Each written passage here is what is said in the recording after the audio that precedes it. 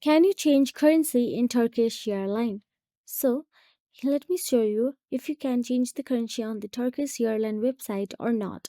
So, let's get started. First of all you have to do is go to the Turkish Airlines official website.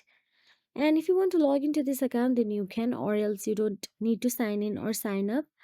So, first of all you have to do is select your country or region or select a destination. Then tap on the check flights option available there. Make sure you fill up this information here. Then tap on the check flights, and here you can see all the available flights from your Turkish airline. Now you can see select currency option available at the top right corner of your screen.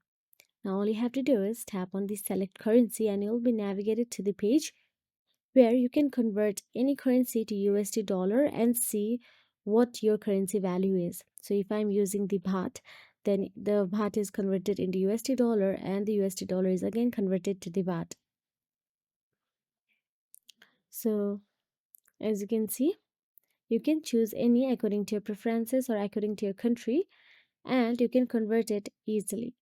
So that is it. Even though this is not the official method of changing the currency, but you can know what's the value of your currency in the USD dollars. If you found this video helpful, please like, share, and subscribe. And thank you so much for watching.